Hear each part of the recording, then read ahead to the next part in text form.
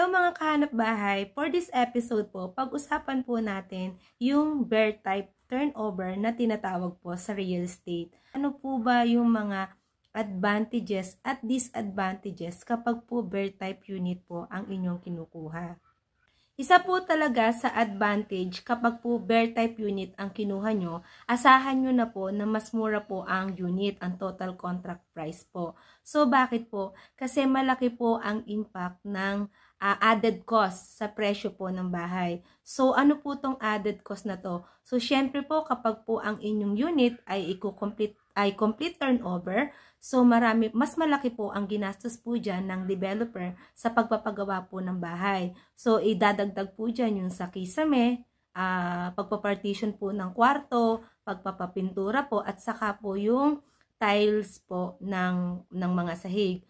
So, yan po ang mas nagpapalaki po sa presyo ng bahay. So, mas malaki po ang TCP.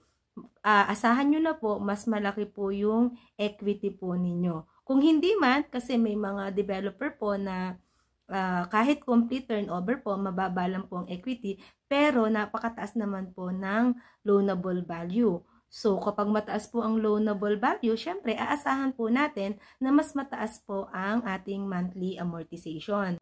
Pangalawa pong advantage kapag po bear type yung unit na kinuha nyo po is masusunod po yung mga preference nyo para sa bahay na gusto nyo. So, syempre, kapag po yan ay complete na, dahil po yan ay complete, meron na po yung mga partition, meron na po talaga yung tiles, tapos may kisame na din at may pintura na din. So, lahat po ng ginastos po para doon, syempre, na-add na po yun sa presyo po ng bahay. Pero paano po pagka po iba po yung gusto nyo? Tulad ng halimbawa, yung mga mister po natin, gusto nila mas malaki yung master's bedroom, tapos gusto nila 2 kwarto po sana. Kung ang unit po is may partition na, so kailangan nyo pa pong gibain yan, di ba? Para po masunod po yung number of room na gusto nyo para po doon sa inyong bahay.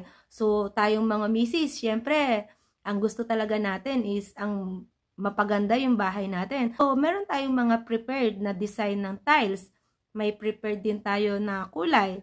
Tulad ko, ang gusto ko ay mahilig ako sa black at saka sa apple green. So, kung ang unit na kinuha ko ay complete turnover na, sinama na yon sa ilo-loan, sa inutang ko, pero gigibain ko pa ulit. So, doble-doble po ang gastos kasi babayad po kayo noong maggigiba nun, tapos bibili po kayo ng panibagong mga materyales at syempre magbabayad po kayo para po sa pagpapagawa po ulit. So ano naman po yung disadvantages kapag po bear type yung unit na kinuha nyo?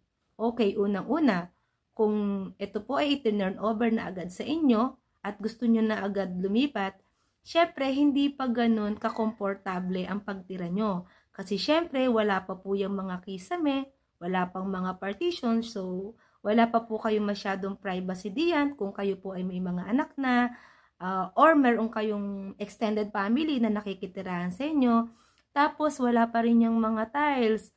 So ang walls po niyan wala pang pintura, so hindi pa rin siya ganun ka-presentable sa mata. So kumbaga hindi pa ganun ka-komportable na tirahan po ang ating unit. Pangalawa, kung nagbabalak naman po kayo na ang plano nyo po ay ipagawa muna bago lipatan, so kakailanganin nyo naman po dyan ng malaking halaga.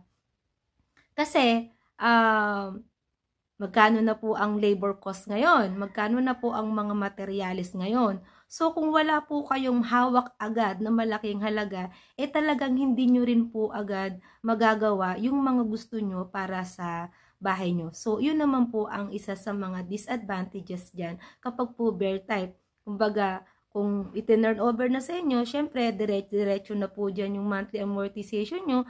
Tapos, wala pa po kayong pampagawa ng bahay, pampaayos, pampaganda. So, natitenga rin lang po yung bahay.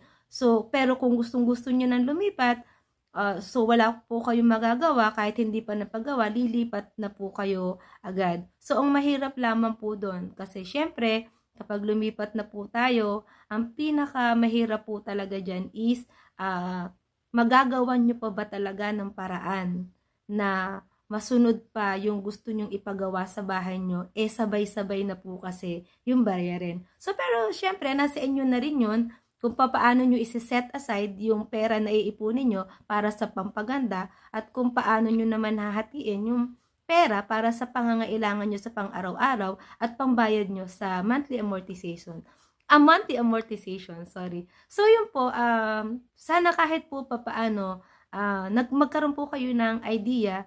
So, ano po ba talaga ang maganda kung bear type or kung complete turnover na. Kung after nyo pong mapanood yung video na ito at nakapag-decide na po kayo kung ano po yung prepared unit na gusto nyo, so kung ang gusto nyo po ay bear type, turnover, marami pa po kaming project na nag-o-offer po ng ganon.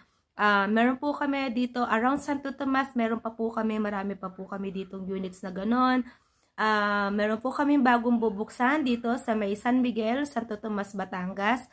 Meron pa po kaming reopen units dito sa may San Isidro, malapit po sa Padre Pio Shrine, sa Alaminos, sa Lipa. Yan po, kung dito sa mga parting Batangas po kayo naghahanap ng bear type na house and lot, marami pa po kami niyan. So, i-contact nyo lang po ako, i-assist ko po kayo.